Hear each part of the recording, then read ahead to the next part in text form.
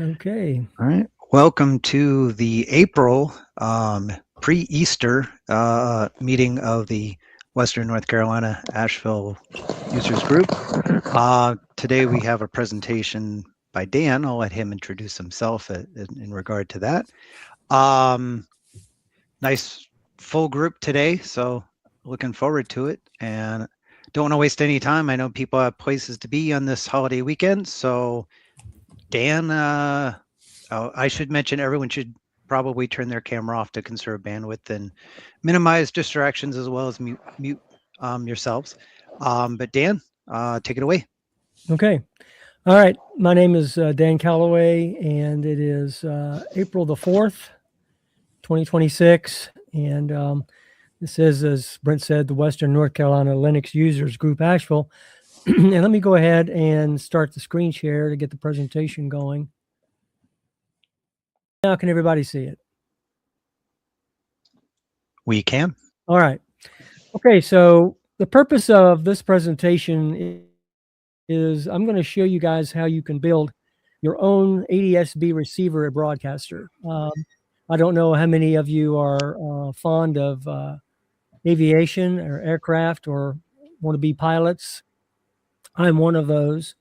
I had an opportunity to do it when I was in the Navy years and years ago. I didn't take advantage of it, and I'm sorry I didn't now because I love everything aviation. So I looked at this and I thought, well, you know, I've got a spare Raspberry Pi, and let me just go ahead and see if I can build this. I've been online now for 24 days, nonstop, 24/7. And it took me one day to get the equipment I needed in the afternoon to build it. So let me get started with the presentation. So this is an overview of showing you how to build a low-cost, high-performance ADS-B and receiver and a Flight Radar 24 feeding station using a Raspberry Pi. And in my case, I used a Raspberry Pi 3B Plus single board computer, and I ordered an RTL-SDR USB dongle from Amazon, and I got a dedicated 1090 megahertz antenna, and that was all I needed. The build doesn't require any kind of specialty electronics knowledge, of which I do not have.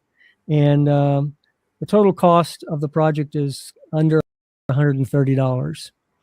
In my case, since I had a spare Raspberry Pi laying around, wasn't doing anything with it, it cost me $37 to build this. And as I said, it can be completed in an afternoon. Okay, so let's look at background. What is an ADS-B? You may be wondering what that is. ADS-B stands for Automatic Dependent Surveillance Broadcast. All right, and the modern commercial and private aircraft are all equipped with ADS-B transponders. And these transponders continuously broadcast data to anyone who wants to intercept it. Mainly air traffic control and anybody that wants to do what I'm doing. So some of the data that's captured in the ADS-B are aircraft identity. It's called an ICAO, sorry. That's the International Civil Aviation Organization, 24-bit hex address and call sign with flight number. It also gives you the GPS-derived position, which is latitude, longitude, and altitude of the aircraft above the ground. It gives you the velocity, the heading, and vertical rate of climb or descent of the aircraft as well. And lastly, it also gives you the squawk code and the emergency status of the aircraft. Now, all aircraft are given squawk codes by the ATC, the air traffic controller. But in the case of an emergency, an aircraft can squawk 7777, and that indicates to air traffic control and anybody else, even if their radio isn't working, that he has an emergency situation. All right, it's kind of like 911. All right, so the broadcasting here occurs on the 1090 megahertz radio frequency, and that is performed at intervals of about 1/2 of a second. So every half second, a broadcast signal goes out from the aircraft, from the transponder. Since the ADS-B is unencrypted and one-way broadcast, any suitably equipped receiver within range or sight range of the aircraft, typically 200 to 350 nautical miles, depending on the altitude of the aircraft itself, will be able to pick up the aircraft in flight and receive that information. And it's received in radio signal format. And I'll explain here in a moment how that information gets transferred. Okay, so a platform such as Flight Radar 24. Now, Flight Radar 24 is a business, and they're headquartered out of Stockholm, Sweden. They receive my data, which is digitally converted by the dongle that's received by the antenna, gets digitally transferred or transposed, and then transmitted to Sweden via the internet. All right. And so that information is done by not just me, but thousands of other volunteers around the world. And these people send their broadcast information. So I'm doing a local area, Asheville Regional Airport, and I'm not too far from the Asheville Regional Airport.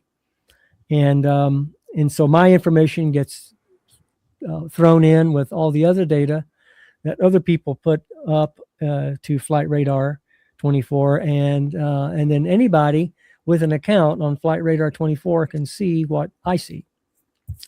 There are other platforms besides Flight Radar 24. There's one called Flight Aware.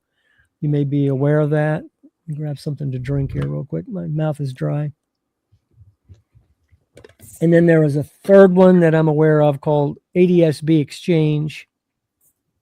At some point, I'm going to bring Flight Aware into the fold here because I can run Flight Aware and Flight Radar 24 simultaneously on the same Raspberry Pi. Was not aware of that until a few days ago. So I'll be doing that soon. All right, so let's move on to the next slide. Okay, so what are the hardware requirements? In my case, it can be any Raspberry Pi. It can be Raspberry Pi 4, 5, or it can be a 3B plus. Cannot be a Model 2. Has to be at least a Raspberry Pi Model 3B plus. Now, the 3B plus is a quad-core ARM Cortex A53. In my case, 1.4 gigahertz. It's got 1 gig of RAM. It has built-in Wi-Fi, Ethernet, Bluetooth. I am using the Wi-Fi, not the Ethernet connectivity. It works really, really well.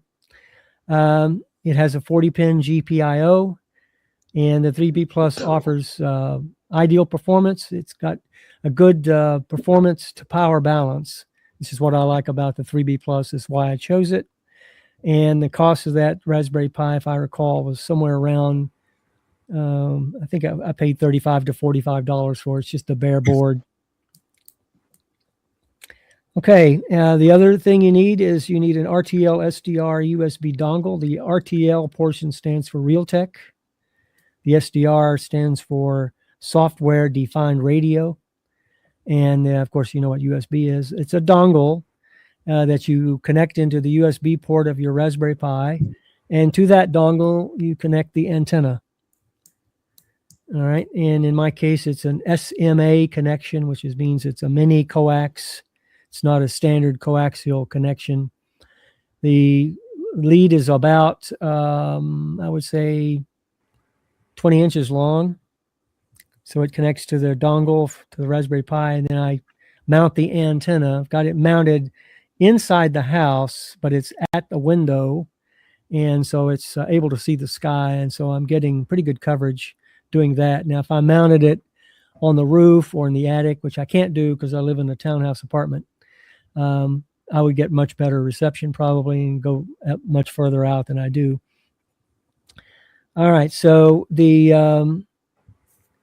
RTL-SDR dongle is a blog version 3 dongle, and it's good because of thermal stability. It doesn't have a tendency to overheat, and the cost of that dongle is about, I think I paid, with that and the antenna together, I paid $37.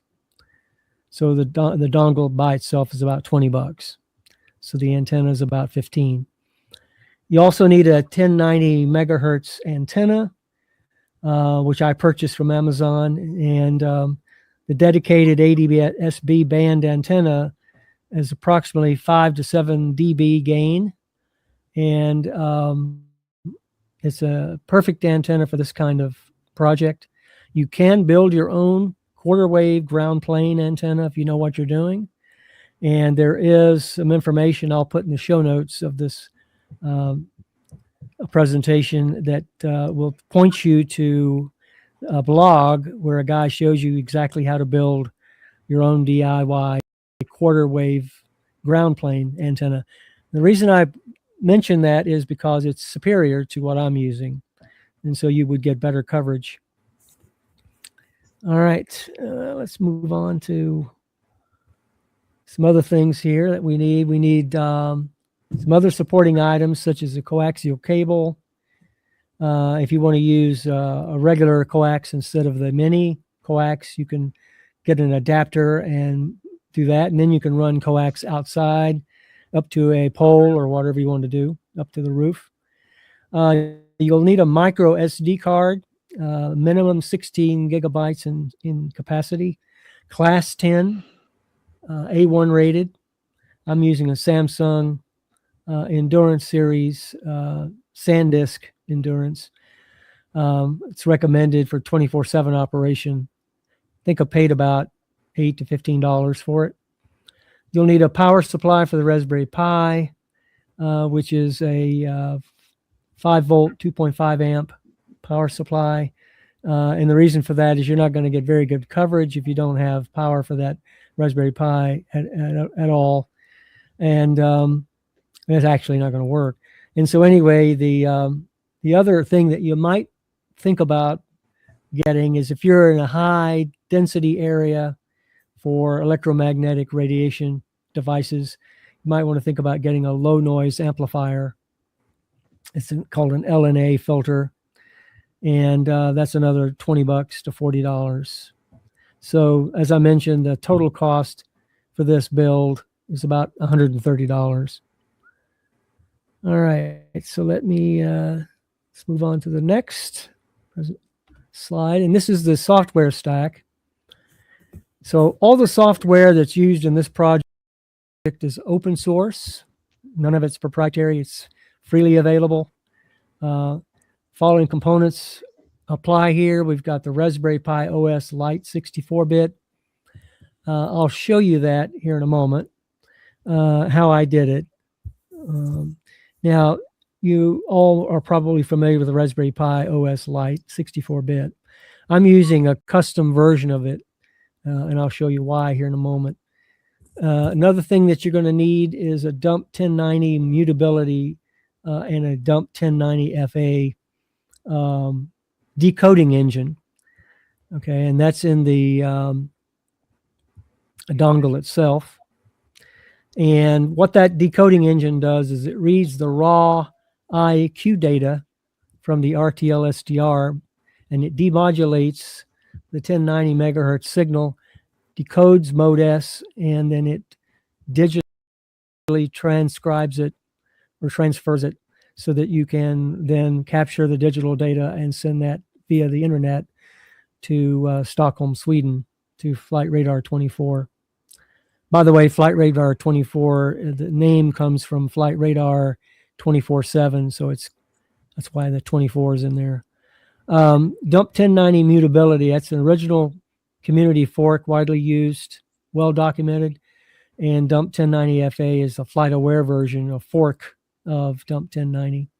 So if you're going to run Flight Aware and Flight Radar 24 simultaneously, you'll need both. And then finally, third thing here that you'll need, well, not finally, but the third thing you'll need is FR24 feed. And that feed is going to be transmitted, like I said, to Flight Radar 24. All right. And then the fourth thing here, it's an optional thing you'll need, or should, if you desire to have it, is called a PI aware, flight aware feeder, if you're going to do both flight aware and Flight Radar 24. And then also another optional feature is called PI stats, and that's a graphs. It graphs the 1090 picture, which is broadcast up on 1080, port 1080. Now, I have another Docker application that's already using port 1080, so I'm not using port 1080 at all in my build. I'm using the Flight Radar 24 website. Okay, so let's go step by step here of how to go about doing this. The first thing you do is you need to flash the OS. And so what I'm going to do, I've got this set up. I'm not going to do the whole thing because I can't. But what I'm going to do is set this up so I can show you roughly what you need to do with yours. This is a picture, by the way, of the antenna that I'm using and the dongle. Okay, and here's where I've got the antenna position in the window. Okay. All right, so let's go back and see, I was out of it and I got back in it again. All right. All right, so I think I can do this anyway. Oh, yeah.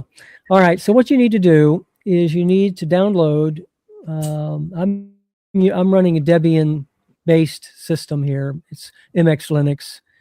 And so I'm Debian, I think it's Debian 13 Trixie. And so what I did was I installed the Raspberry Pi Imager, which is version 2.0.6. And so I'm going to go ahead and open it. And let me sign in.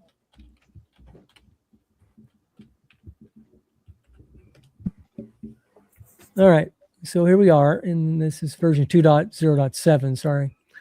All right, so I've got a Raspberry Pi 3, so I just select the Raspberry Pi 3. This is what you would be doing. So you just select that, click Next. And then rather than selecting the Raspberry Pi OS 64-bit, I'm coming down here to select the other specific purpose OS right here, okay? The reason for that is I chose to do it this way as opposed to downloading the FR24 software from the Flight Radar 24 website. Works just as fine as their software, so I did it this way.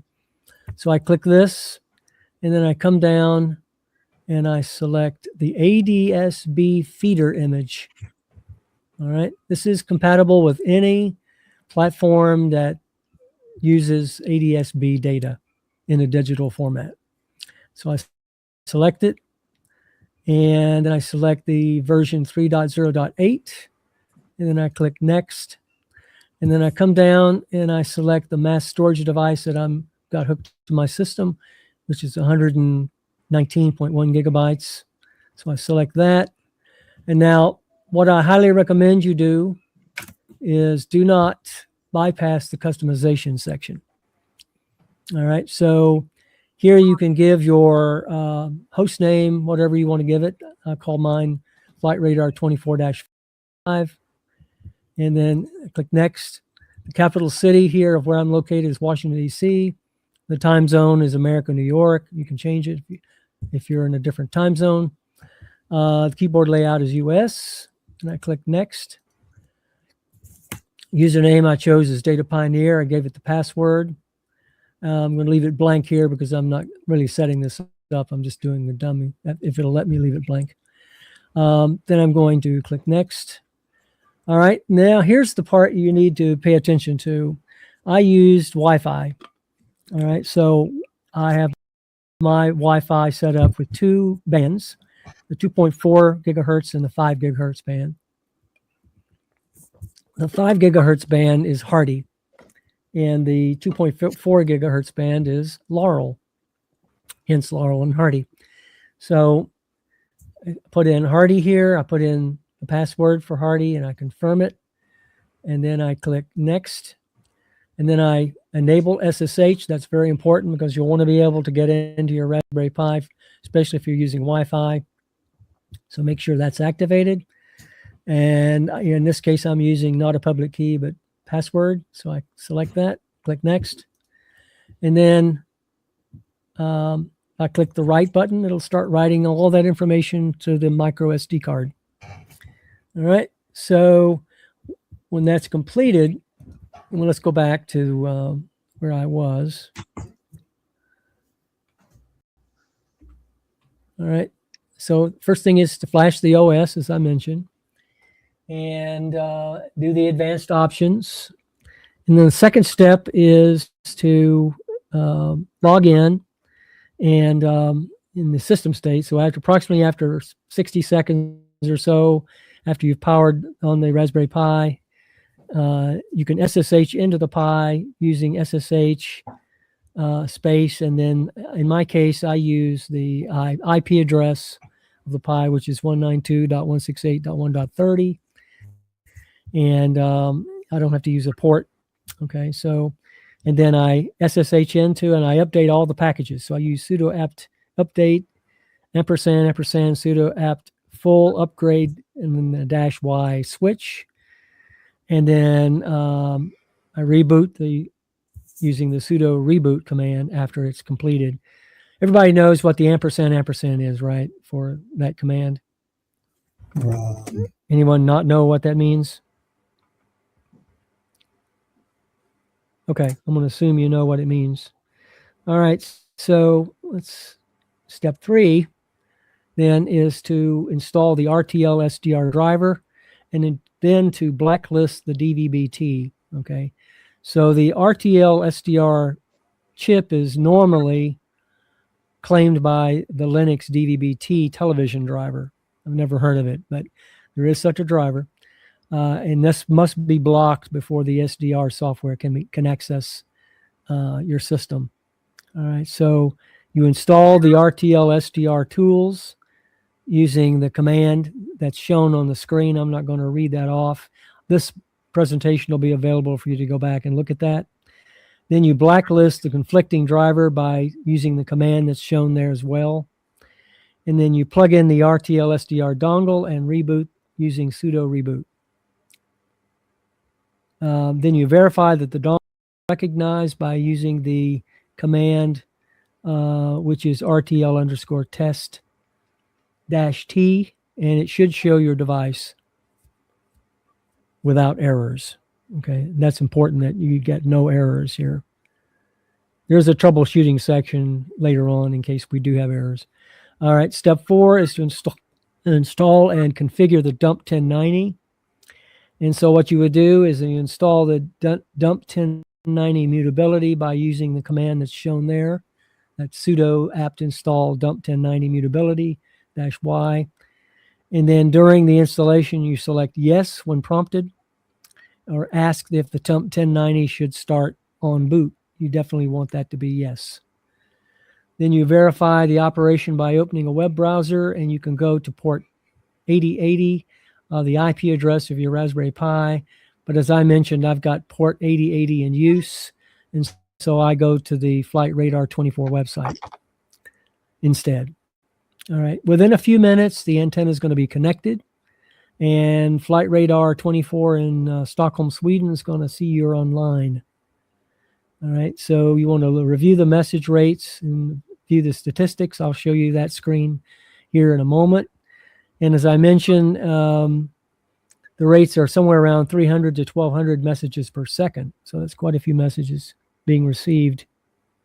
Step 5 is you register and install the Flight Radar 24 feeder. So if you don't already have an account with Flight Radar 24, you need to go to flightradar24.com/sign-in and register an account with them. It's free. And I think I have a screenshot of, let's see if I can do this real quick. Screenshot of,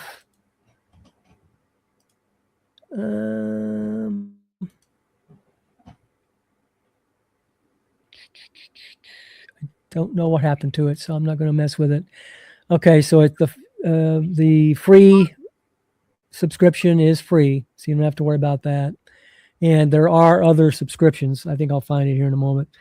But you want to go with the free. And then you run the official installation script, which requires internet access on the Pi, and that command is shown there. And then the installer is going to prompt you for your FR24 email address that you used when you signed up for your account, and the location, the coordinates that you are currently at. Now, you'll need to go on Google Maps or some other website and get the exact coordinates of your position, latitude and longitude, so that Flight Radar 24 knows where you're located. All right, and then you'll need to put in the antenna altitude above sea level, and also whether to use dump 1090 as the data source. You want to answer yes here. Okay. There is other ways of doing it. So, but in our case, we want to use dump 1090. All right. So you'll also obtain a unique sharing key from Flight Radar 24. You want to copy that sharing key down, record it somewhere, because that's recorded in ETSI FR24 feed.ini. If it ever gets lost for some reason, you need to be able to go grab it, because that's the only way you're going to connect back to Flight Radar 24. And now then you start the feeder using that sudo systemctl command, start FR24 feed, and it should start up, and then you can verify the status by doing the sudo systemctl status FR24 feed, and it should show that you are active and running. In my case, it did. Then finally, in step 6, you want to verify that your station is on Flight Radar 24. Verify and go live, as I called it in the presentation. So you log in to flightradar24.com. You navigate to My Data Sharing. And My Data Sharing, I'll show you that in a moment rather than switch to it now. Now, your station should appear with a green status indicating that you're online, and that should happen within 5 to 15 minutes. If that does not happen within 5 to 15 minutes, then that means you've got a problem of some sort, and you need to troubleshoot it and fix it. The station dashboard will also display aircraft that it sees in your vicinity. It will give you the count of the aircraft, the message rate that's incoming.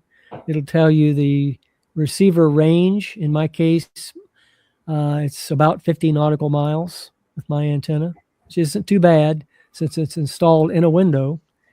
And it'll also show you the uptime of your receiver. Okay, so let's look now at antenna placement and optimization. Okay, so the antenna placement here is probably the single most important factor that's going to affect your ability to utilize this DIY project. So your antenna should be well placed. In my case, they recommended you could use a window installation, but it has to be, cannot be metal window shades. Mine is not. So I do have triple pane glass. I don't know if that affects it or not. I don't think it does. But it's doing fairly well at 50 nautical miles.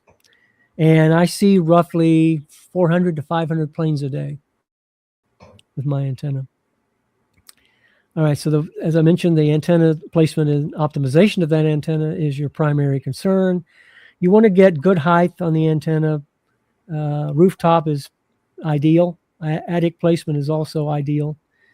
You want to be able to see clear sky view, 360 degrees. In my case, I do not see 360 degrees, but I can't help it. I've got too many trees around me. But unobstructed 360 is the best and optimal view here. Avoid any metal roofs and chimneys, any HVAC equipment external to the house.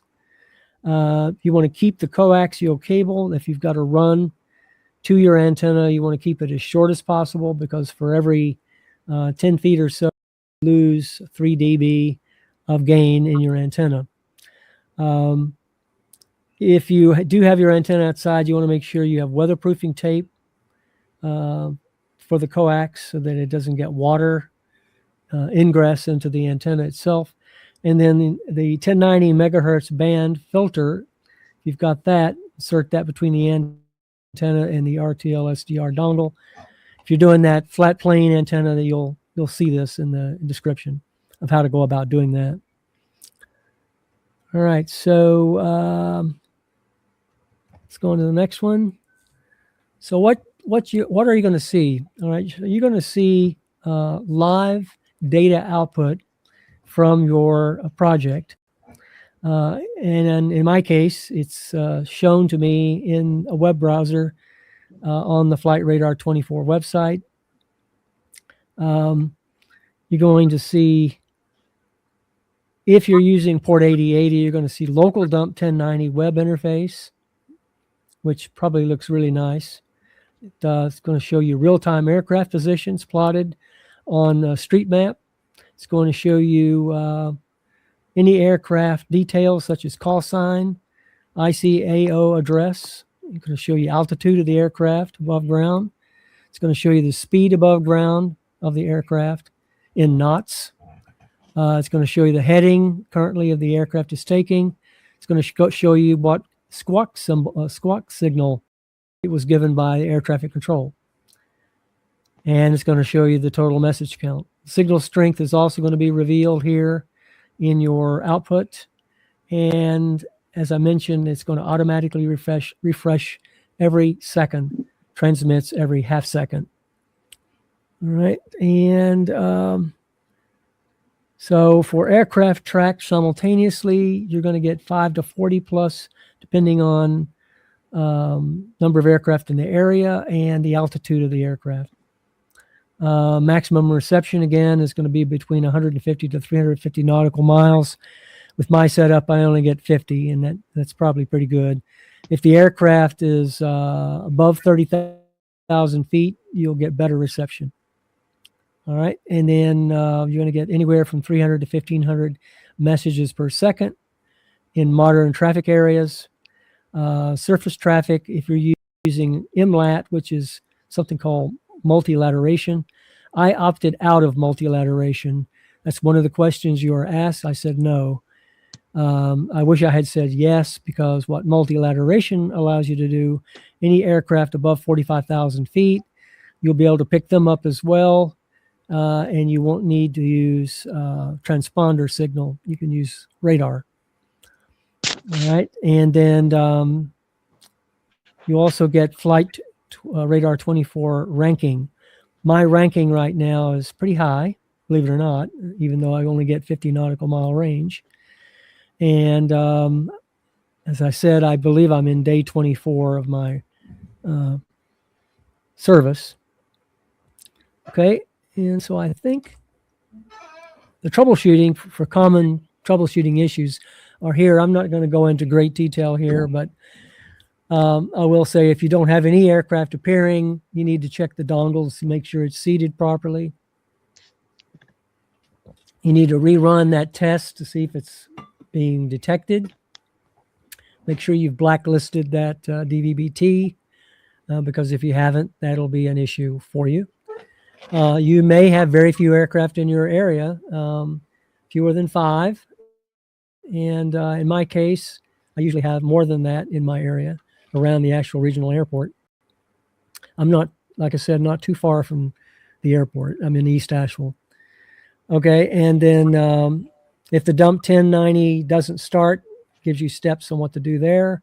If the FR24 feeder is not connecting, it gives you instructions on what to do there. And then if you've got a high CPU temp, my case, my Raspberry Pi is about 65 degrees centigrade, so I'm not worried about it. I do not have a heat sink, but I do have the top taken off of it. And then intermittent signal dropout, it tells you what to do there. It's usually because your dongle's overheating. All right, and so if you do all of that, you should have your ADS-B receiver up and running. You should be feeding information to the Flight Radar 24, and within an afternoon, you should have it all set up. For me, like I said, it took a day to get my equipment from Amazon. As soon as I received it, I set it up, and in an afternoon, I was up and running.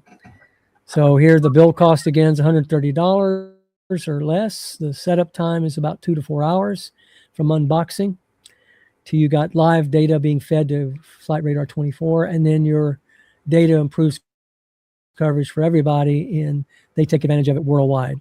So the data I share in my DIY build, it can be looked at, can be used by somebody who's in Dubai and wants to see what's going on in Asheville Regional Airport area, United States. Okay.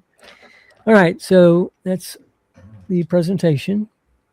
And now what I'd like to do is take you out to, if I can here, hold on a minute. Yeah. Come on, cooperate with me here. All right, so, okay. So the next thing I need to do is go back to the website and go down to Flight Radar. Now, here we go. Here are the subscription plans that I was talking about. Here's the free plan that you sign up for. This is what it gives you. It doesn't give you a lot, but it does give you some things. Now, when you have built your DIY project and you start transmitting information within 15 minutes of transmitting information to Stockholm, Sweden, to Flight Radar 24, they will automatically switch you over to this bad guy right here. You'll get a contributor. See, it's up in the corner, contributor. It is a full business commercial account that usually costs $500 a year. You'll get that for free. Okay. And that gives you 60 plus features on the Flight Radar 24 website. And I'll show you some of those here in a moment. Okay, here are my statistics. I am T-KAVL50. All right, that's my assignment. Dan Calloway's radar. And so here's my local IP address. I was first seen on March the 9th at about 5:29:01 local time, 17:29:01 universal time coordinated. Here are my coordinates that I fed into Flight Radar 24. It found me, no problem, and found me within a matter of a few feet of where I was actually. I've got it set up too so that if I'm offline for any reasons, right now I've got online in green right here. And I have been online except for about an hour and a half one day when I went offline because of a power loss in the house. But if I'm offline for an hour or more, it will send me an email saying you're offline. It tells me the uptime here, 98.4%. Software version is that. Here's the sharing key that I use to share my data with Flight Radar 24. And just to give you an idea of how well this thing is working, here's a plot of the antenna that I have set up. And it's telling you the range. This is 35 nautical mile range in that direction, 40 nautical mile range in that direction, 42 in that. So it's about an average of about 45. A good day can do up to 50. But this DIY build will let you go up to 350 nautical miles or greater than 200 nautical miles if you've got everything set up properly and you've got good connection. All right, my ranking right now is this right here. Here's my name. Here's my score. So I'm not too bad for my global ranking and not too bad for my local United States ranking as well. My uptime has been 565 days, which is about 65 hours, which is about 24 days.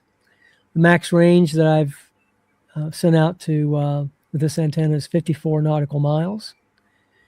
And that's the best I've done. And then the average range is roughly 40. Okay. Here's a histogram showing number of contacts. So there's been 13,231 contacts less than 50 nautical miles. Number of aircraft I've seen today, this is Saturday, it's 248. But yesterday I saw a total of 788 aircraft with my antenna. And then here's a hits and positions reporting. Positions and hits, the difference between the two is hits are transponder information, positions are without transponder information. So you're not going to get altitude and all that with just positions, whereas with hits you will.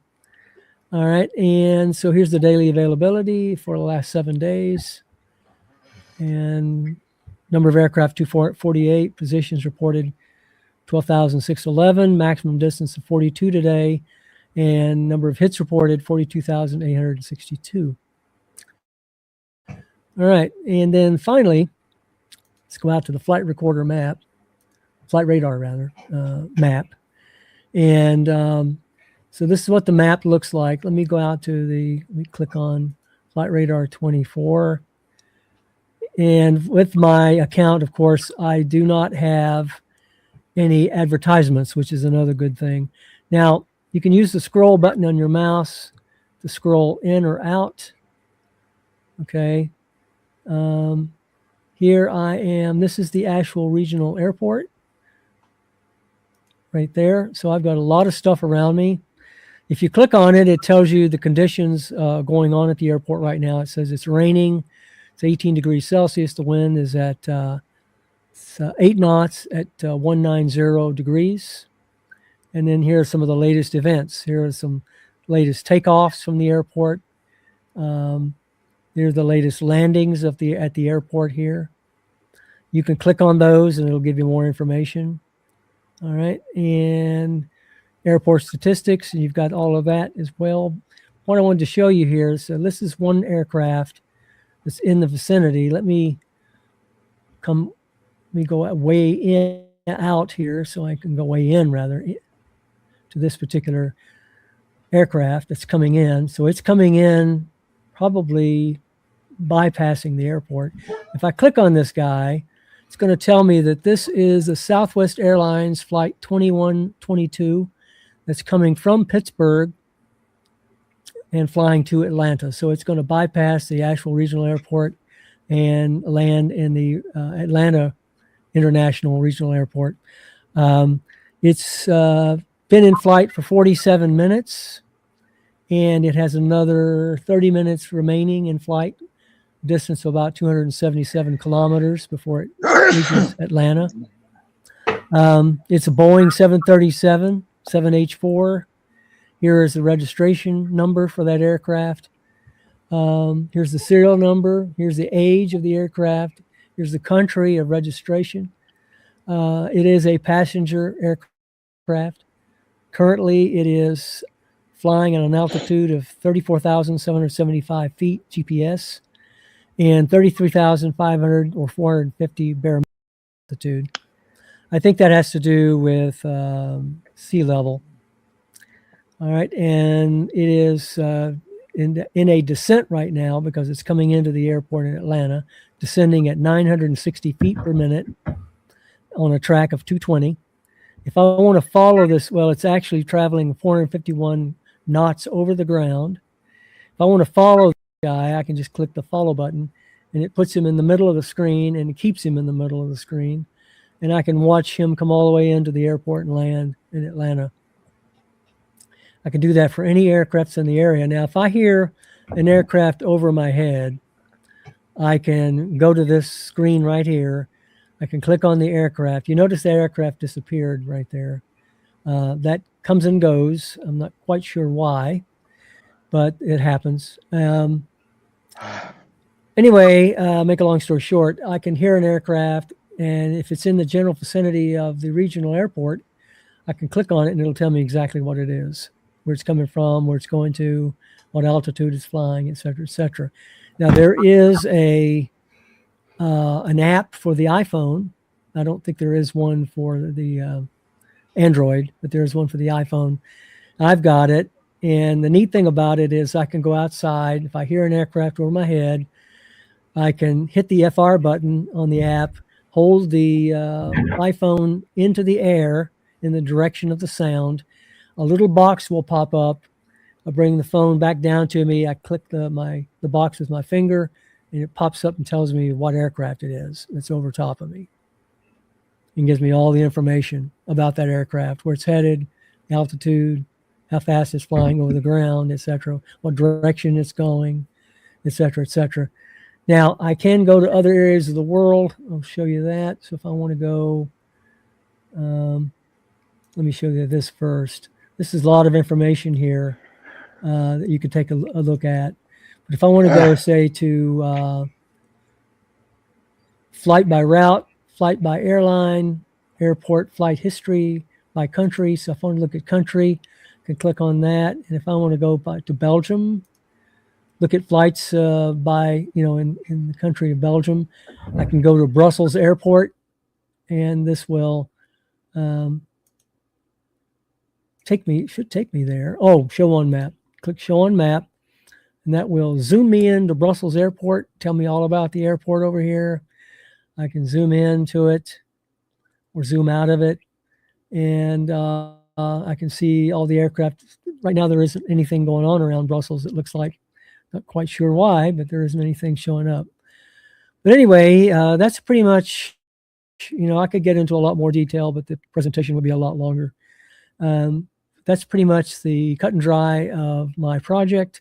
Like I said, it took me 2 days to set it up, and I've used it for 24 days nonstop. And I'm taking advantage of a business subscription with Flight Radar 24 in Stockholm, Sweden. Anybody have any questions? Is it possible for us to see the dump 1090 map, the one that's peculiar to you? That I cannot show you because I don't have port 8080 running. Oh, okay. Yeah, if you had port 8080, I would be able to show you that. Is the free subscription good for more than a year? It's good forever. All right. As long as you run, as long as you do not miss data being transmitted back to Sweden for using Flight Radar 24. If you miss, I think it's 2 consecutive days of data, they will drop you back down to a free subscription. They assume you've left.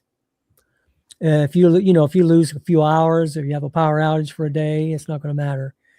But as long as I'm transmitting data back to Flight Radar 24, I can keep this account as long as Flight Radar 24 is up and running. All right, and so let's see here. It seems like there was something else I wanted to show you. The life of me, remember what it was. Rusty, did you have a question? Rusty, did you have a question? You are muted, Rusty. Am I? Can you hear me now? We can. Okay. Yeah, I'm this fascinating because it's an example of distributed information, and it's an example of how communities of like-minded, interested people gather over an interest. I mean, whether it's stamp collecting or you name it. And in this case, I guess the only thing exchanging hands is information. And it strikes me that the broadcast system was designed to keep moving. It was like a many-to-many relationship. The many planes are, and those ground stations could be aware of the other planes, which are constantly changing. So I'm trying to understand what are the uses of this, because I see that there must be a large participating membership of reporting stations like Dan is, but then somebody must, they have these commercial licenses or services that Dan described. So someone must maybe, I'm wondering, what are the uses of this data that is aggregated to a website and then categorized and reprocessed and posted for the world to see. And I'm kind of wondering, well, what are the users that need this information? Even what are the reasons why it's valuable to have Dan Calloway reporting 50 nautical miles radius, filling in a part of the earth here? How is this used? What are the motivators for it? I also asked the question, was it the case that the host company in Sweden just identified an elaborate collection of data and is monetizing that in the sense of recreation rather than some primary business use? Yeah. So Dan, tell me what are the what's the reason for this community of data gatherers? Okay. Well, I am as new to this as you are. I do not know all of the uses that Flight Radar 24 captures this data and uses, other than to say that it's used so that other people around the world, especially in the oceans, because they take advantage of satellite ADS as well, know how much traffic is crossing a particular airport. Maybe a pilot is getting ready to fly to Dubai and needs to know what's the congestion. I mean, are there any, is the airport full? Is it going to be, because Dubai is the busiest airport in the world, by the way. That kind of thing. You can go up on the Flight Radar 24.com, and there's some information up there. It will tell you exactly, it'll answer your question. I can't answer your question to your satisfaction right now because I'm too new to it myself. I don't think air traffic controllers use it, but I do know pilots use it because FlightAware is something that pilots use on their laptops. I mean, not laptops, but tablets when they're in the cockpit. And so they can see aircraft transiting in their specific area of their aircraft and know that I've got an aircraft, 12 nautical miles in front of me at bearing at a certain, 140 or whatever, and be concerned about it or not be concerned about it, whether it's no factor or whatever. But ADS-B, by the way, is not just used for aviation. It's also used, it's what's called SDR, software-defined radio. It's also used for radio transmission, for shortwave, and for the regular radio band. And that's another thing I'm going to investigate. I'm going to set up another Raspberry Pi and use the same kind of setup for radio, and because you can do this for radio and for aviation. In this particular case, I wanted to do aviation because I'm interested in aviation, and I can see now a map that shows me worldwide all planes that are flying into various airports. And the other thing this will allow you to do, that's kind of interesting, Rusty, that may answer part of your question, is you can take a flight that, let's say, a Delta airline flight that went from point A to point B, and you want to watch the flight again to see what courses that airline took. You can do a replay of it through this subscription that I have. So, and that's something that you can't do without the business subscription. And there's lots of other features. Like I said, there's 60 plus features. I haven't even touched the surface. Now, does this company sell data that you collect? Yes, absolutely. Not your data, but they sell the aircraft data that you're gathering and transmitting back to them. So they're making money on it. But it's still open source product. It's still open source software and that kind of thing. So the software and the hardware is open source. It's not proprietary. One of the other things I did mean to mention is that unlike this doesn't use radar, by the way, unless you're using MLAT. Back in World War II, you had a system, the United States did anyway, called IFF with radar, and it was called IFF, which stood for identification friend or foe.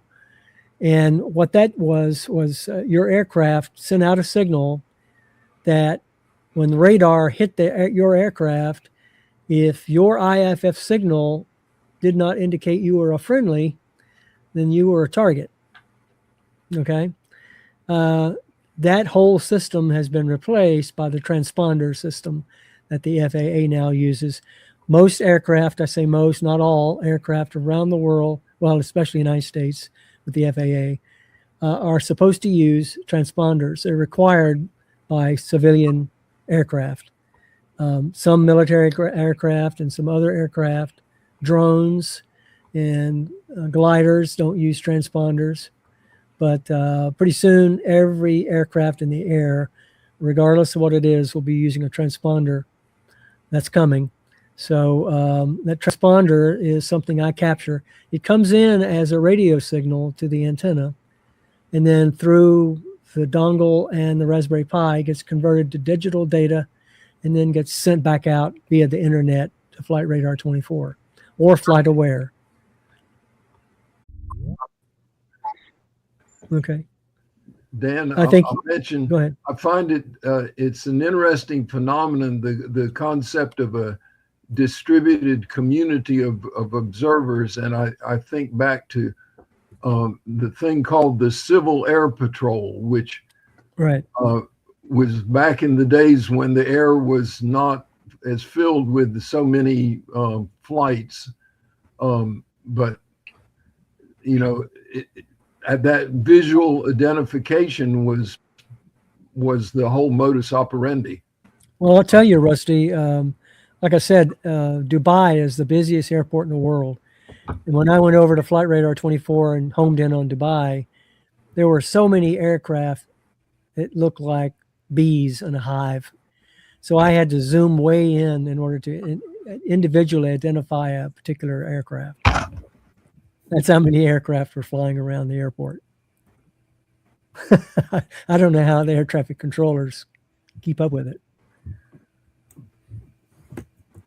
Gene, I think you had a question. Was it Gene or Pete? Pete, you had a question? Pete, yeah. Are you allowed to put up an American flag outside your window? I am. You can put if you use a PVC pipe, you can put your antenna inside and probably get a longer range. Oh, yeah? Oh, that's smart. Yeah, it is. It's easy to try. You might want to give it a Yeah, shot. I will try that. I have a flag right now in the window. So Okay. Or you could just tape it to the outside of the pole. But sometimes the HOAs get upset if you try to. Why does the flag make a difference? I'm It's curious. not the flag. It's that you get your antenna outside. Oh, gotcha. All right. No one's going to notice the antenna that's alongside the flagpole. Right, or inside the PVC pipe. Oh, I got you. Yeah, I see it. You're hiding your purpose. You got it. Is that the same kind of idea as you familiar with the Weather Underground? Yes. Where all the where you've got hundreds of participants in the area who have a little weather station set up. Correct. Mm-hmm. And then they transmit the data to. Yeah, it's the same kind of idea. Okay. Same kind of idea, except it's weather data. Obviously, it's not aircraft data. I'm curious, as like I said, I chose the Raspberry Pi Model 3B Plus because I wasn't using it, and I thought, okay. And I'm using my Raspberry Pi 5 right now for Casa OS. I'm still using Casa OS, which I did a presentation on a long time ago. And but I'm thinking of taking that Raspberry Pi 4 and setting it up for SDR, software-defined radio, and being able to listen to shortwave and regular broadcast band that way. over the internet. Pete, your place up in Asheville, you could put an excellent antenna up there. Yes, and actually I started when they first came out with the ADS-B many years ago.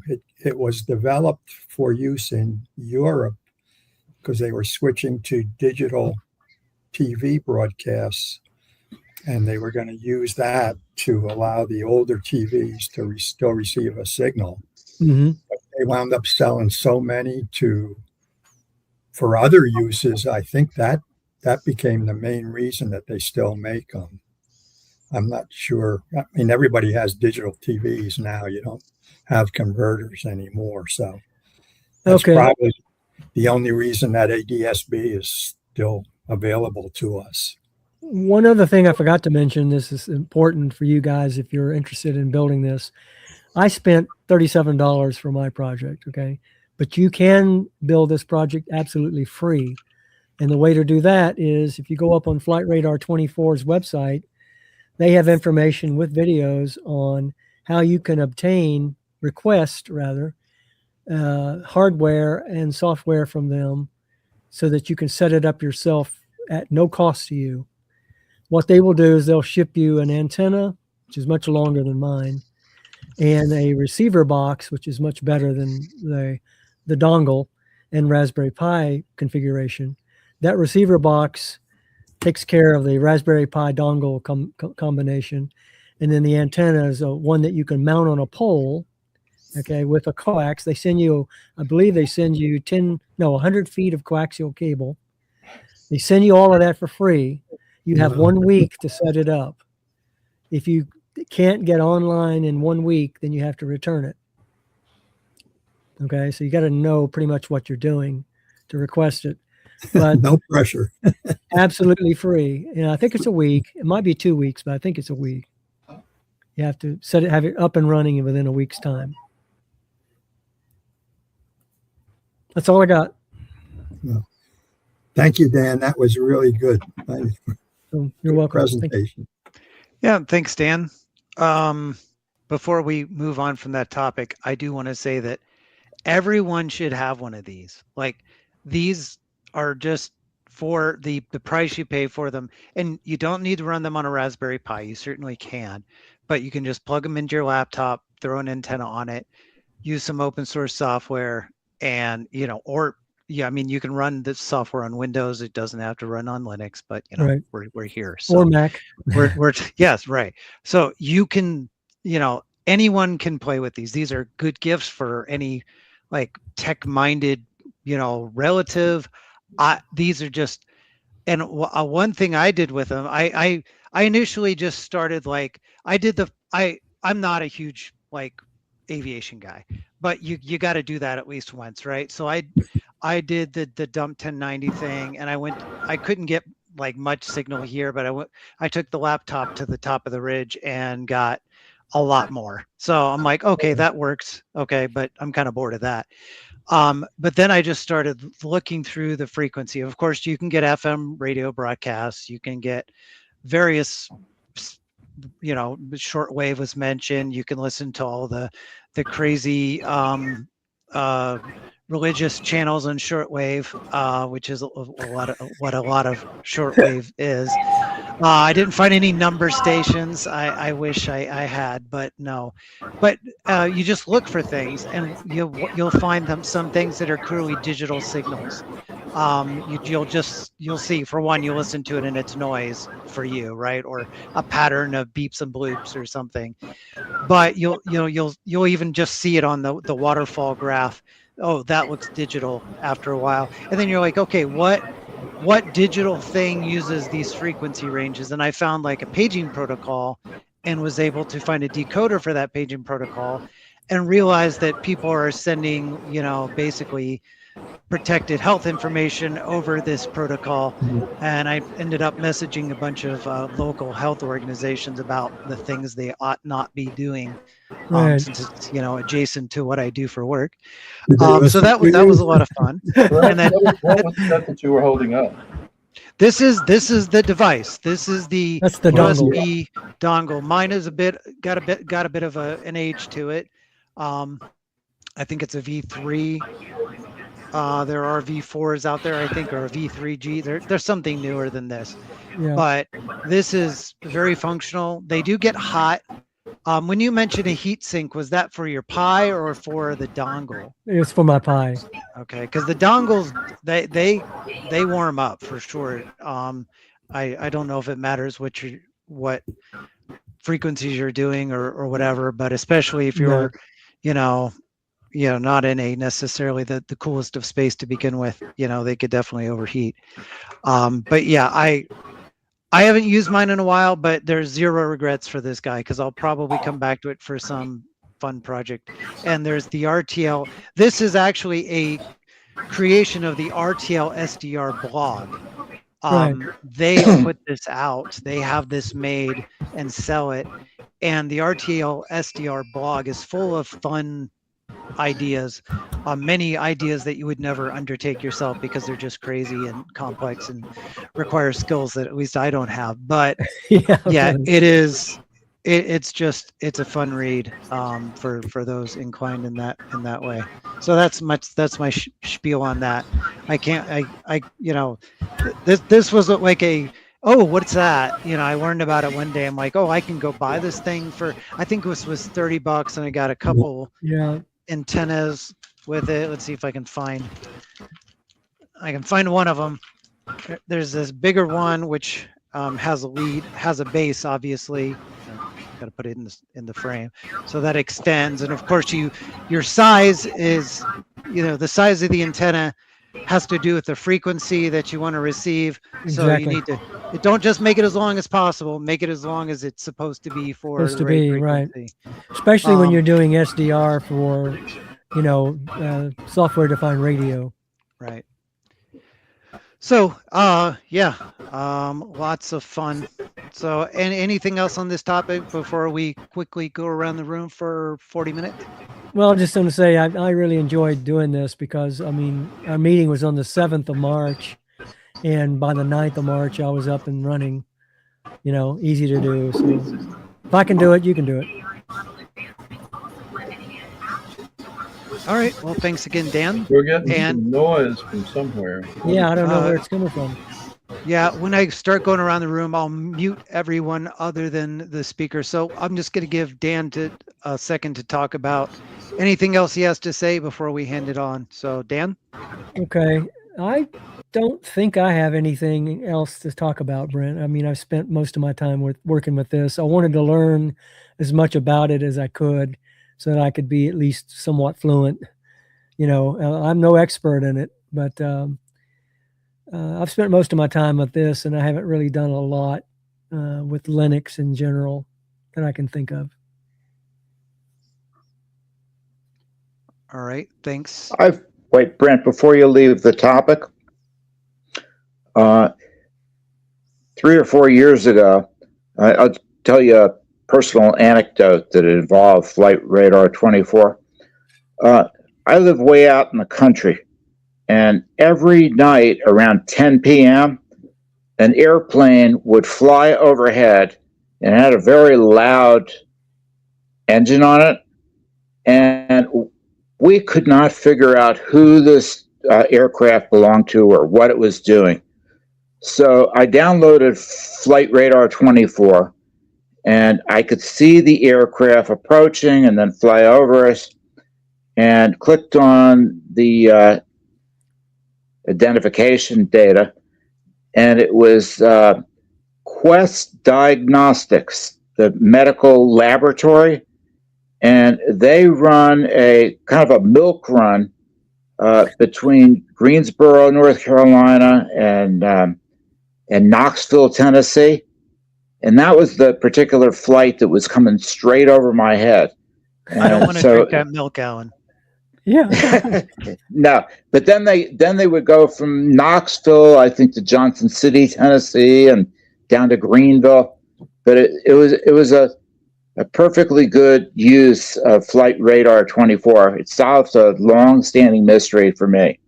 That's great. Well, that's cool. Anything else, Alan?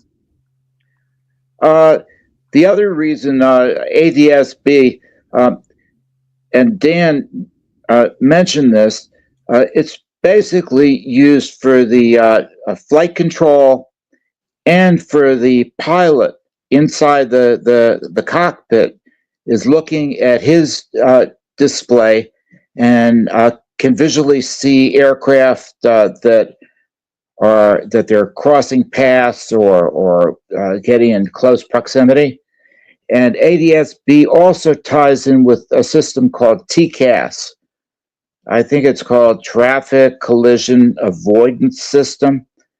And it automatically sounds an alert if another aircraft is on the same altitude and headed where it's going to intersect with the path of the plane that you're piloting. So that was one of the main purposes of ADS-B. It's a great system, really enhanced airline and aircraft safety. Yeah, TCAS is not triggered unless the aircraft are closer than 500 feet from each other in altitude difference. Could I insert a question? Alan brings up some of the points that I was trying to understand, and that is there a shortage of receiving stations to aggregate the data? And it sounds like from what Alan is saying,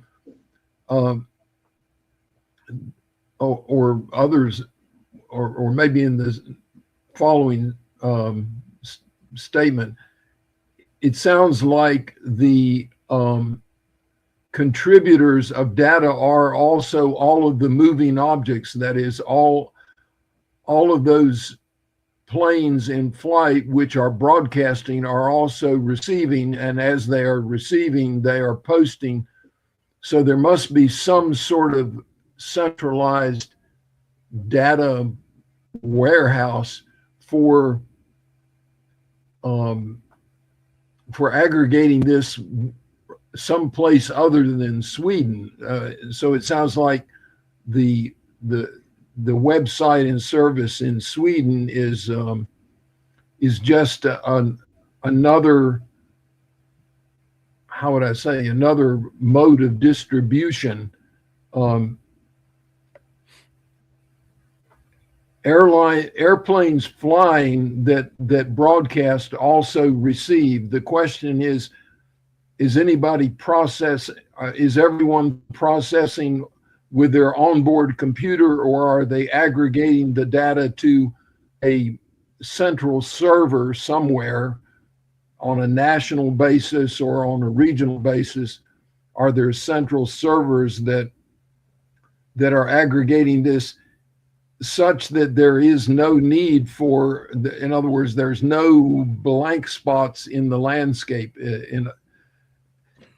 So Dan, as you came online with your broadcast data, and which is uploaded to a server, was there a shortage of data prior to you coming online? I mean, you're not in a radio silence area, or no. So it sounds like there are multiple aggregation servers for this data. And when it first occurred, it was basically a many-to-many relationship between flying objects. And then as it's evolved, there's more and more people on the ground that have an interest to follow it also. Okay, yeah, but to correct something that you said, aircraft do not receive data ADS-B. It's a one-way unencrypted transmission from the transponder to the ground relay stations, or in my case, the DIY project. All right, and so the aggregate data gets collected and then it gets sent to a central place, like a platform like Flight Radar 24 or FlightAware or some other place. And the only way that the aircraft can see other planes around them is to either look at the data coming from those platforms or radar. They have onboard radar. They do not have ADS-B receiving information. It's transmitting only. Dan, I'm not sure if that's true, I think it is. because a lot of aircraft have Garmin glass or Garmin avionics. Yeah, but that's Garmin radar. That's the radar, though. That No, it's not radar. They will show they I believe they can see a similar visual display of other aircraft in the area. okay. And Well, my information said that ADS-B was a one-way unencrypted, so that's why I didn't think that they received information ADS-B. Maybe there are other systems on board that Garmin uses that allows them to do that I'm not aware of. But I know that they do that. I just assumed that was radar signals. And in response to Rusty's question about Flight Radar 24 based in Sweden, the Flight Aware and ADS-B exchange is another open source provider. They are located in different areas around the world. Right. And aggregate data. Right. I don't know where FlightAware's platform is in the world. Do you? No, I don't. But I've been to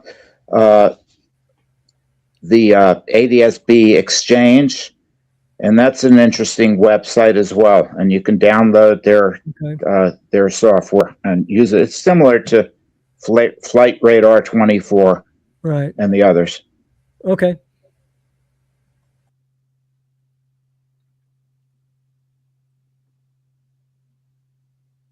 Thanks, Alan. Did you have any more generic stuff for this month? No, not really. Just my normal trying to keep all my devices running properly, and but no, that's about it for me. All right, thanks, Alan. Gene?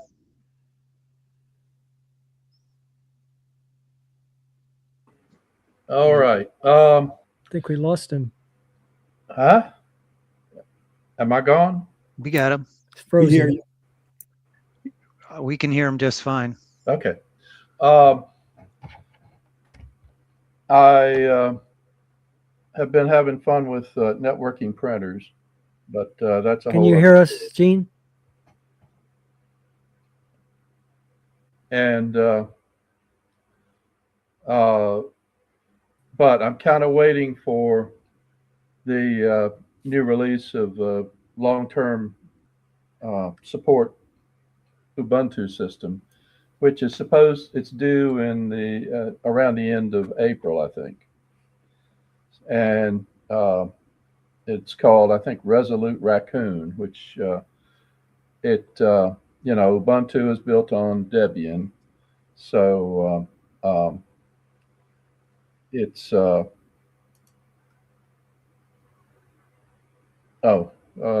yeah, Dan, can you hear me? Yeah. Okay. So I'm kind of waiting on that. I'm probably going to go ahead and install. I'm currently on 26, and they say you can get 10 or even 15 years, I guess, depending on what your what kind of choices you make. You know, there's something called Ubuntu Pro, where you allow them a little more freedom to update your machine and your software or whatever. So other than that, just there again, as Alan said, trying to keep my machines running and updated as much as possible. So I guess that's about it for me. Thanks, Gene. Pete? Okay. Not much new in the way of computer stuff for me. Really enjoyed this presentation. Thanks a lot, Dan. I really you're welcome. appreciate it. I'm going to be heading back up to the mountain soon. I think right now we're up to 80 degrees. It's supposed to be up in the mid 80s today. So it's getting a little bit warm down here. That's all I've got, Brent. Well, we're not missing it by much, Pete, up here. I think we've been in the 80s the past couple of days, haven't we, guys? Yeah, 71 now. Wow, really? Yeah. Well, It's been hot and dry, Pete. I know. We're in a stage 2 drought down here. We're only allowed to water our lawns once a week. All the rain reservoir thingies you see riding around are little puddles or just completely dried out. It's not a good situation, and they're starting to have problems with wildfires in the areas that are grown up with vegetation. Well, thanks, Pete. Rusty?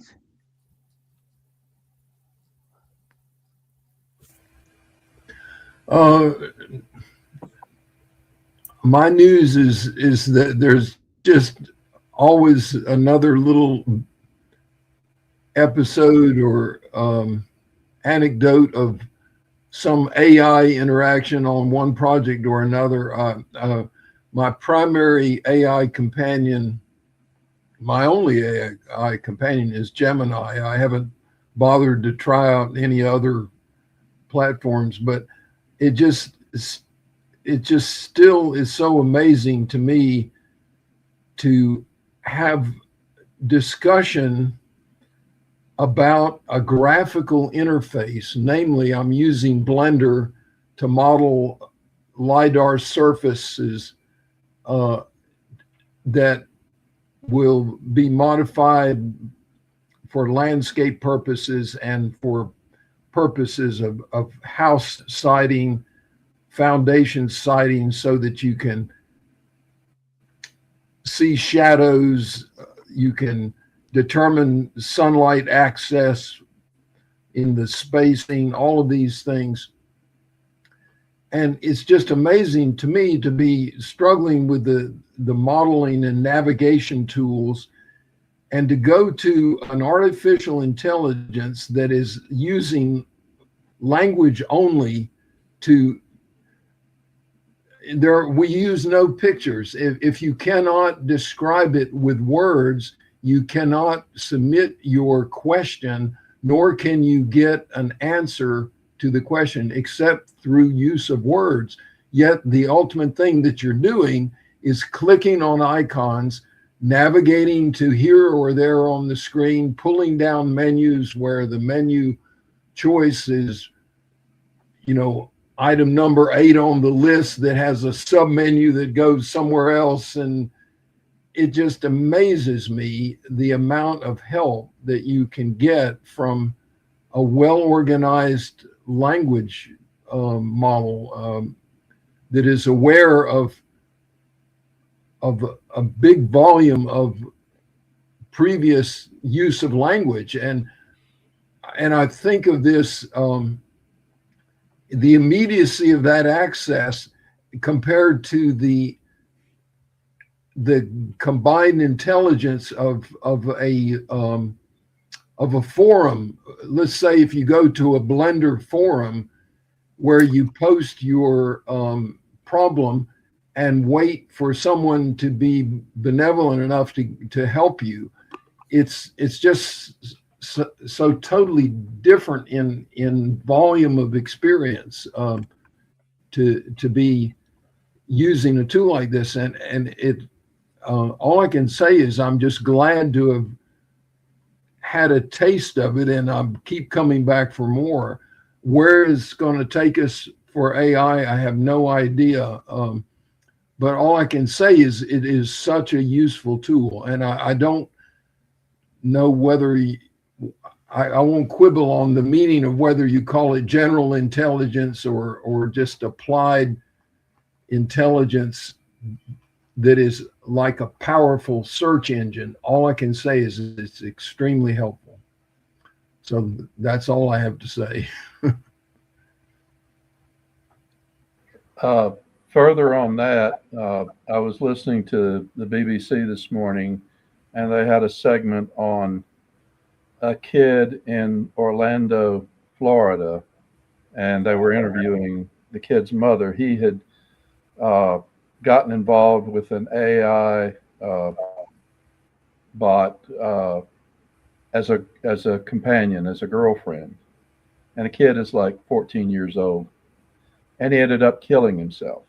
Yeah. So I'm sure most of you have probably heard about horror stories like this, but Rusty, just don't get involved with an AI girlfriend, okay?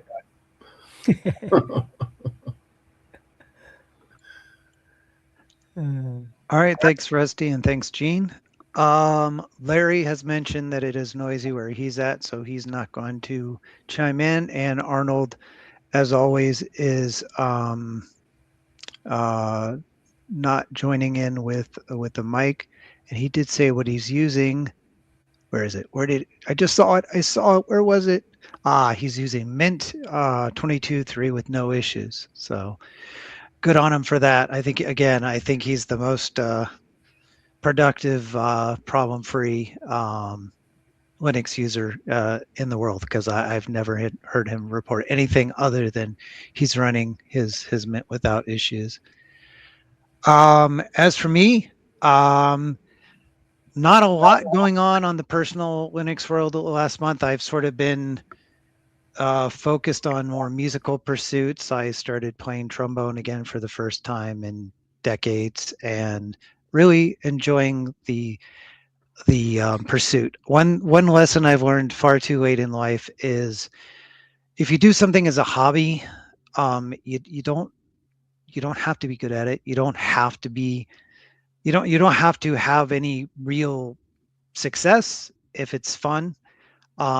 And the way I was learning that initially was stuff with music, and then I realized, well, it's like, why don't I play trombone again? Because that's something I've already gotten over various hurdles on. I can read the music. I kind of know the instrument, so why not? It's like, and sure enough, I pick it up, and within a few hours of playing and my embouchure starting to develop, it's fun again. I can play and just enjoy myself. So I anyone who has not learned that lesson, it's like, it's not about productivity, it's about fun. So don't set unreasonable expectations for the things you do. If you enjoy doing them, just do them.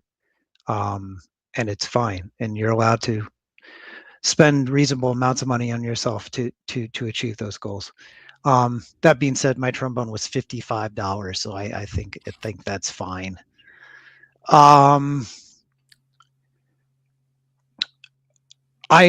We've talked many times about taxes here, and it is that season. Hope everyone is figuring out their taxes. 11 days left. I don't know if it's the 15th this year where that falls, but it's going to be somewhere around there. So not many days left. I have been an addicted TurboTax user for years. This year I'm like, this is getting too expensive. And this year my taxes are simpler than they've been in a while. So why don't I consider something else? I used TaxSlayer last year for my son, and that was fine. I sort of did a side-by-side of TurboTax and Free Tax USA, opted to use Free Tax USA, also opted to do Free Tax USA for my son instead of TaxSlayer. So that's where I'm at right now. They're all very similar. I think TaxSlayer might have been completely free for the state return even, but I really did like the Free Tax USA GUI a little bit better than TaxSlayer's. it really was very similar to what I was doing with TurboTax. So for anyone who is looking to jump from, actual physical, software they own to something in the cloud, or again, sick of paying TurboTax amounts of money, then I would suggest doing it. And I'm not suggesting Free Text USA, although I kind of am, but the alternatives seem to be pretty good, is what I'm getting at. So that's my spiel there.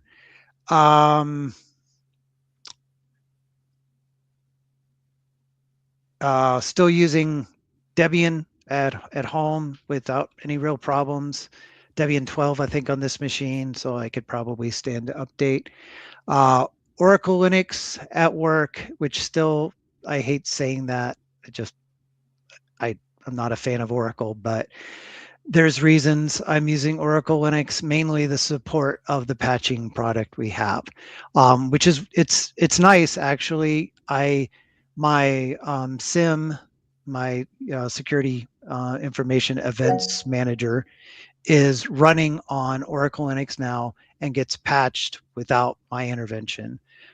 It works along with the native patch manager, so I can patch it too when I do my round of patches on the Debian machines. And then it won't break anything by patching it, running the DNF upgrade on it won't break it. It'll just it will proceed normally with patching from that point. Pete, you had a question? I just wanted to mention that Parry was contacted by NASA to put their big radio telescopes back in operation to help track the space shot that just went off after 50 years. Nice. Is that the installation out of Brevard? Yes, it's in the middle of the forest, south of Brevard. Wow. So it hadn't been used, and then all of a sudden it is? No, it was used by the NSA back in the 50s or 60s to track Russian satellites. And then they didn't use it anymore, so they sold it. And the guy that bought it set up a foundation to provide training for school kids.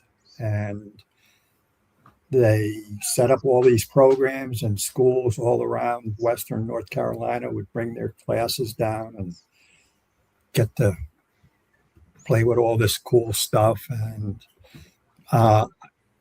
evidently part of it is up for sale again. Whoever bought the whole deal needs to raise more money for the foundation, so they may sell off some of the land that's around it. I forget how many acres it's got. I want to say like 300 and something acres it's in the middle of, but they're still going to keep the Parry stands for Pisgah Astronomical Radio Institute. And it's to help schools get kids interested in STEM and physics and all that good stuff. They're still going to keep going, maybe a few less acres. But and they were able to get those big radio telescopes. They're some of the biggest in the country. I forget how high they are, 200 and something feet. They were able to get them back to tracking. I don't know how they did that after so many years. And these guys are all volunteers. They're not professionals, but they did it. So, hats off to them. That's it. Just one more thing for me. I have made a new convert. I'm always, to some extent, evangelizing for Linux in my various spheres. And someone I work closely with at work finally made the jump for his personal machine and is just extremely pleased. I think he went with Cashy OS because it's very gaming focused. And he's extremely pleased with that. It just runs all his games just fine. Like on Steam, things just work. which was a pleasant surprise for him. So he's moving that direction and seems very pleased so far. Plus, I think I mean, he's actually a server systems type engineer. So, and we need more Linux expertise in that realm so I can stop doing it. And yeah, he's really going to be one of the folks who are embracing Linux at our organization and Well, Dan help just support it. sent out a newsletter that Yeah. has Cache at the top of the list There you go. I was going to say that. of Yep. distributions that people are interested in. Mhm. You know, that that's a good thing, but I think the more telling thing is the people who have been unfriended by Windows 10 and realize now that if they get back on the merry-go-round, they're going to have to buy a whole new system to run Windows 11. And Exactly. I know some folks who have already, lost like printers. That's how I got into my printer purgatory, I guess, or it could be Hades, printer Hades. I think. It's somewhere between the 12th layer of purgatory and the first layer of Hades. So, but stuff just is not going to work with Windows 11 if you can't get a what is it? They're asking for some kind of firmware verification or hardware verification or something like that in Windows 11 that Windows 10 never cared about. Yeah, it wants the secure boot stuff to function, or trusted platform, or I forget. And I guess exactly it's all headed toward what is it? I heard somewhere that if you buy an Apple setup, you can't like replace any part of it because it's all glued together. Yeah. Proprietary. Yeah. Yeah, exactly. Yeah. Could I interject in this topic? Always. I wanted to point out with there. Brent mentioned tax software earlier, and then now we have Windows 10 mentioned, and so I'm going to mention both of them, namely in the case of TurboTax, just simply because they won't support it. TurboTax has said, well, we dare not have a customer who's using an unsupported operating system. So they have abandoned Windows 10. So even if it might appear to be runnable, because it's nothing but a bunch of cascading pages that are kind of operating like a website. Well, my understanding is that H&R Block, their version of tax software, is essentially a whole collection of web pages to gather the data and picture the results. And so my goal is to go to H&R Block. I'm going to do it on an extension, but I wanted to ask how many refugees there are that have been running Windows 10 solely for TurboTax,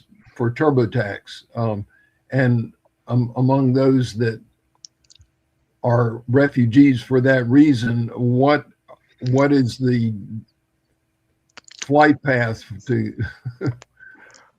I'll give you one. Download a like a developer virtual image for Windows 11, or you can just use an ISO and build it on something virtual.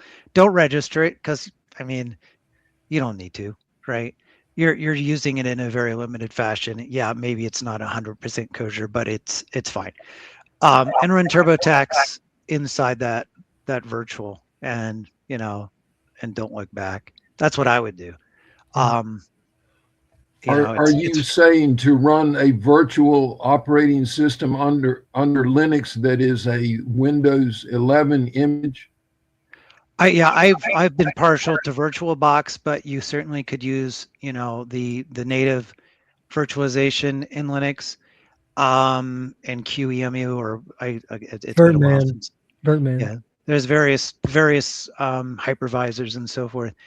But you can, I would just boot either an image, a pre-built image, or just install via an ISO, and then you can just run the software in there, and that again, that should do it. That should be good enough. And it's certainly plenty secure. It's probably the most secure option. If you use this one image for one thing and that's it, that's like perfect. That is better than using your standard PC that could have gotten infected a year ago, right? Mm-hmm. And then using it for that purpose. Yeah, Rusty, I use TaxAct on the web browser. I've been using it for years. I won't go back. So you're running just a web browser as your it's called TaxAct. Yeah. And that's Thanks just for fine. that. I've been doing it for 7-8 years probably.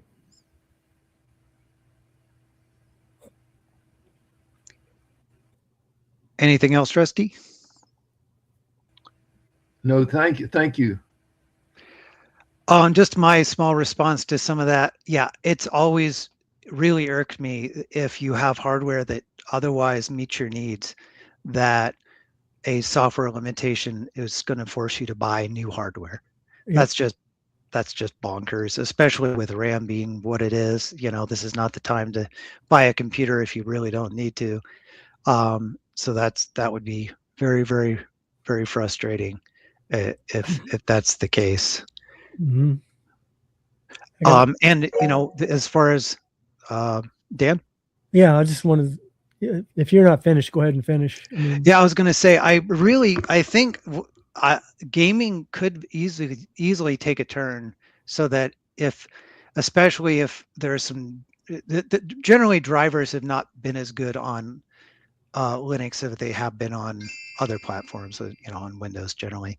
But if that doesn't continue to be the case, if the support is there because of Steam and other things supporting Linux, I really do see that Linux could get a certain cachet amongst the gaming community, and that has trickled down. And that, we all have historically talked about, the year of the Linux desktop. I think that's irrelevant now because the desktop has kind of died in favor of the mobile platforms. But we may see that if Windows continues to be inconvenient for people for whatever reason, that there could be wider adoption than perhaps we ever expected. Okay, I just wanted to put a shout out for a newsletter. I do a monthly newsletter now. If you haven't signed up for the newsletter, highly encourage you to do so. Go to the website, click on the button, and then put in your information and submit a subscription request, and I'll make sure you get on the list. There's about 12 people taking the monthly newsletter now. And it's really good, Dan. I like it. Okay, thank you. I put a lot of effort into it, so I'm going to be doing that every month. So if you haven't signed up for it, please do. Will do, and thanks for all your efforts there, Dan. And Okay. we are pretty much right at time, so any parting words from anyone? Nope. Happy Easter. Yeah, happy Easter all. And see you next month. Anyone got anything right now as far as an idea for next time? I'll rack my brain in case there's anything I've been itching to do. All right. Well, we'll see you next time. Thanks Okay. all. Bye, y'all. Thanks, Bye-bye. Brett. Bye bye. Bye, everyone.